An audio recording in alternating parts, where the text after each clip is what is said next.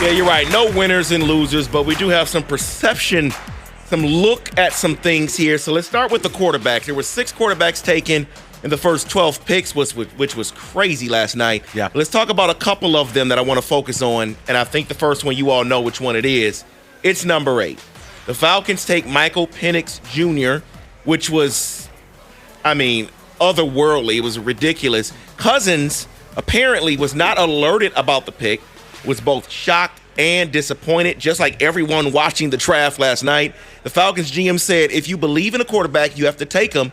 And if he sits for 4 or 5 years, that's a great problem to have. Yeah, Your thoughts on that pick? It's not 1975. It doesn't work that way anymore. And second of all, I'm not going to sit here and bring a tiny violin out for Kirk Cousins, but he has a right to be annoyed. He signed there as a free agent this year. Mm-hmm. This is not an established QB who's been there for 15 years and is at the end of his deal. It's not even Aaron Rodgers where you don't know if he's going to come back. Right. Because he's a malcontent. A darkness retreat, whatever he's on. Here's the other thing. It's a false equivalency to compare this to what the Packers did when they drafted Jordan Love or what they did when they took Rodgers. That was at pick 28. This was the 8th overall pick in the draft. It is indefensible. It is because you're basically, you know what it is? It's what Cookies wanted last year. Draft and stash. Yeah, and I think Falcons, Arthur Blank wanted to kill Fontenot in the room. He did that. Now, it gets worse, David, because I'm glad you brought this up because this was one of the things I wanted to add. Here's how it got worse. You know what Cousins was doing last night? He was at their little draft thing firing up the crowd, hyping them up. He had no idea you were about to cut him at the knees. Yeah, he was out there yeah, Falcons fans, let's go ATL. Oh, dear. Yeah. Little do you know, cutscene. Life imitating art. We're seeing the real life version of Any Given Sunday. Just indefensible, David. Wow. That's unbelievable. Let's touch on the Denver Broncos here. Yeah, you must have missed that tidbit when you were doing a Steelers podcast. Let's break down that offensive lineman. The Denver Broncos took Bo Nix at number 12. Quote from their head coach, you pay close attention to all the film study. Obviously, he's played a lot of football, but he stood out in sack differential, turnover differential. He was first in this QB class. David, thoughts on that pick at 12? The subtitles to that is he was all that was left. We got to the picnic late, and all that was there was that cola, just straight up cola. Didn't say Coke or Pepsi, just cola. So we had to take something. Potato salad. Right. It beats going hungry. Right. So what if it has raisins in it? Well, did you see the other comment? He goes, this is the most excited I've been about a quarterback prospect since Pat Mahomes. Sean Payton is on that ooh-wee. You don't just come on, man. Don't bleep on my head and tell me it's right. He's also the same person that said he can, work with Russell Wilson too. So. Keep it moving. Look, it's a quarterback desperation move. I'm not a Bo Nix fan, so I'm not going to change my opinion now. Go ahead, David. It was simply, we got to take a quarterback.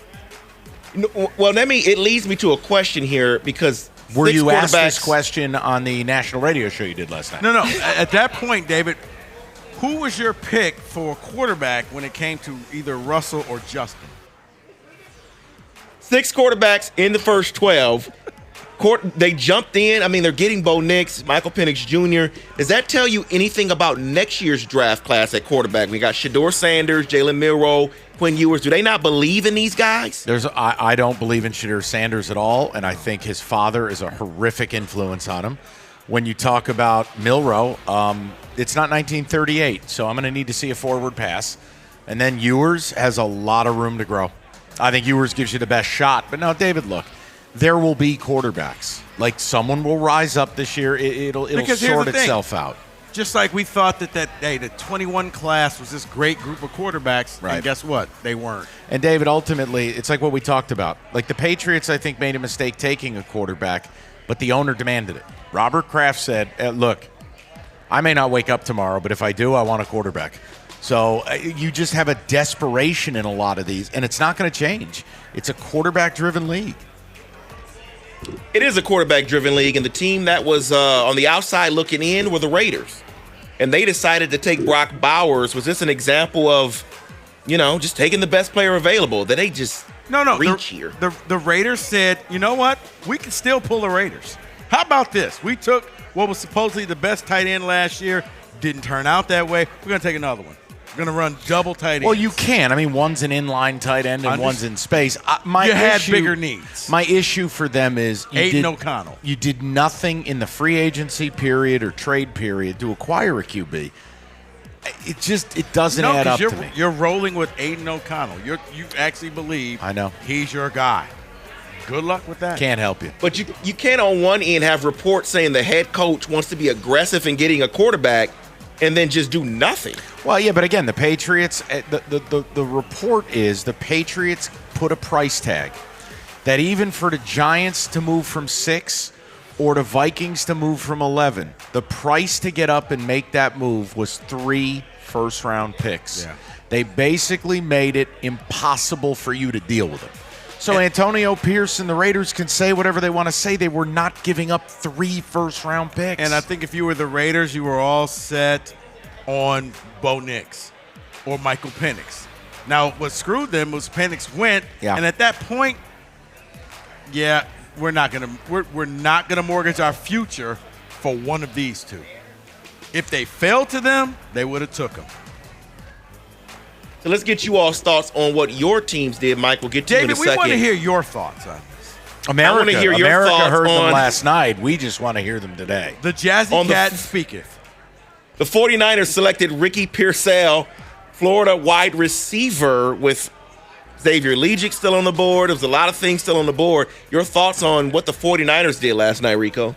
Well, here's the funny thing about it. We talk about Brad Holmes. He had a high RAS score. He really did amongst wide receivers.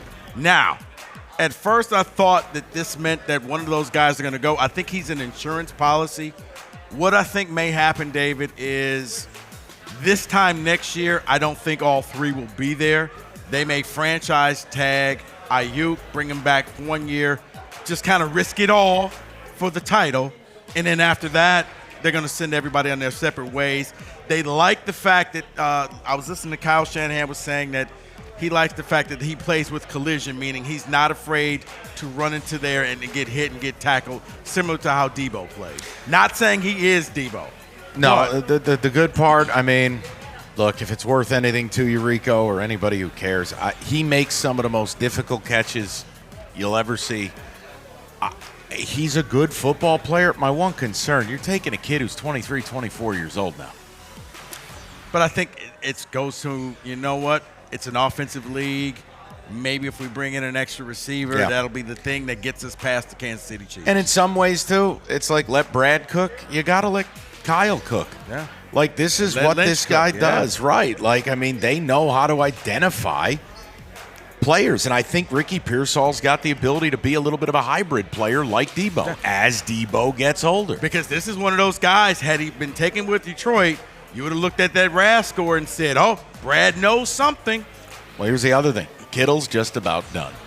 So there's going to be a transition in this offense. But no, it was interesting. Go ahead, David. Now let's get to you, Mike. The Giants took Malik Neighbors, and my first question in my head was why not trade down? Then I saw a story about how Ryan Poles for the Bears was itching to trade up, his assistant GM preventing him from doing so. Why didn't the Giants just let him? Wait. How does your assistant GM prevent you from trading up?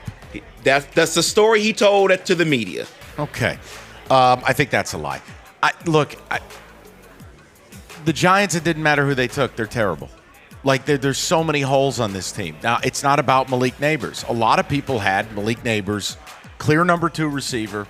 There were several scouts in the league who had him over Marvin Harrison Jr. I'm not telling you it's true, like that's correct. I'm just telling you that's factual. I'm fine with it. Because in the end, drafting JJ at 6 wasn't going to help this football team. We don't have pieces to support JJ. Minnesota does. I'm fine with it. But would it have been smarter to take an offensive lineman? No, because think about it. They paid Andrew Thomas $150 million. They drafted John Michael Schmitz in the second round. They just paid big money for a pair of guards, and Evan Neal, they took number 7 2 years ago. You got to play your guys. Look, we're terrible. I'm not upset about it. I'm not excited about it Big because bounce back here. my quarterback's in a wheelchair wearing a neck brace. Big bounce back here. Right. Okay. I feel it. Okay. That's nice. Yes, David. And outside of what we discussed already, what was the biggest shock, good or bad, in the draft to you? The biggest shock may have been the owner of the Panthers going into a store because Good call. outside the store had a sign saying, "Please let the coach and GM pick this year." This is a real story. Carolina Panther owner David Tepper stopped his car and went into the store and basically confronted them, telling them he needed them to take that sign down. This really happened. He's a maniac. That's all I can tell you. I thought the Colts pick was a little bizarre. Once the medicals were out there about Latu, this is a guy that basically was like medically deemed dead football-wise. You know, we've seen this where the Giants took Azeez Ojulari with a degenerative knee condition. Oh, wait, he's always hurt. Jarvis Jones, which the Steelers took about 10 years ago. Hey, he's got a really bad medical on his neck. Career was 4 years long. Very rarely does it work out when the medical's that bad, and you took the player at 15 overall. That's a little tough for me. Colts beat Colton. I don't know that that's a thing, but all right. And that is in football today.